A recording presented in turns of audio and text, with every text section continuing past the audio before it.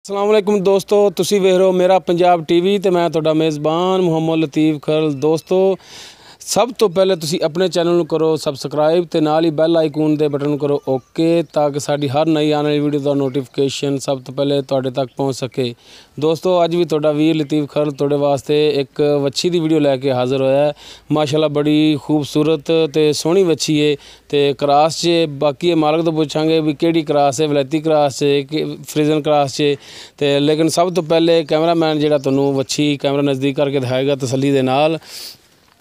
माशाअल्लाह कालियां शाह अखां ने ते तकरीबन एक इंच इंदे जिहड़े ने सिंग हैगे ने ते कद काठ भी इंदा ठीक है ते माशाअल्लाह जिसम भी भरिया होया इंदा ते सोहनी वच्छी ते कैमरामैन तुहानूं इंदा वाना दिखा रहा, थाना दिखा रहा थल्लों।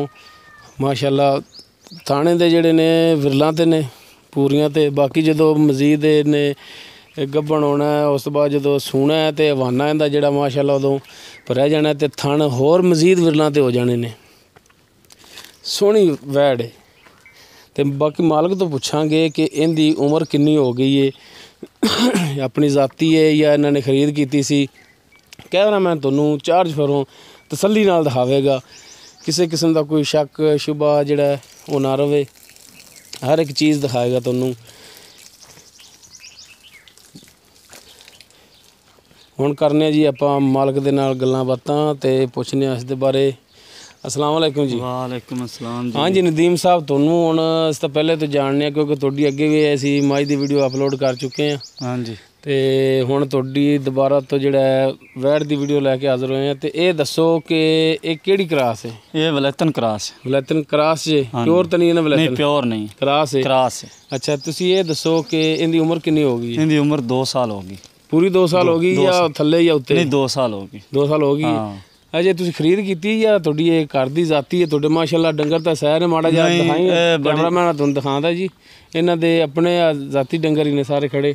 गां बड़ी नस्ली सी जिंदी मैं खरीदी सी। अच्छा उदों खरीदी सी 40,000 दी, 1 साल दी सी। अच्छा जी। उन्होंने मैनू कहा सी भी ये बहुत चंगी गां है ते उदों मैं उन्हां तो लई सी 40,000 दी। 1 साल हो गया हुण साल है, हुण मैं सांभीए हुण इस टाइम इंदा मैं मुल करना 70,000 रुपया। 70,000? हाँ जी। बाकी इहदे च कोई प्यार मुहब्बत कमी पेशी करोगे? कर लांगे। अच्छा जे जेहड़े मालक तो तुसीं लई उनकी गां देखी तुसीं? हाँ बहुत चंगी गां, बड़ा कद सी गां दा, वाना भी बहुत ज़्यादा सी। थान उहदे थान विरल ते चंगा विरल ते सी बहुत ज़्यादा। थान एक छोटे छोटे हुंदे ने? नहीं छोटे नहीं, मुठ पर सोहने थान सी, काला थान सी सोहना ठीक। थान ते इहदे भी काले ने? हाँ थान ठीक सी, काला सी। चलो लो दोस्तों 70,000 इसका रेट किया। 2 साल इसकी उम्र हैगी है तो क्रास च वलैती है। किसी दोस्त ने अगर खरीदनी हो तो वो साडे नाल राबता कर सकता है, कोई मसला नहीं, प्यार मुहब्बत भी हो जाएगा। दोस्तों तुहानूं साडी अज दी वीडियो पसंद आई हो साडी वीडियो नूं लाइक करो, शेयर करो तो अपने बेहतरीन कमेंट्स का इजहार करो। दोस्तों साडा नंबर डिस्क्रिप्शन में लग्या हुंदा 0321 57 29 251। दोस्तों लतीफ़ खरल नूं देवो इजाज़त, मिलने नैक्सट वीडियो ते। अल्लाह हाफिज़।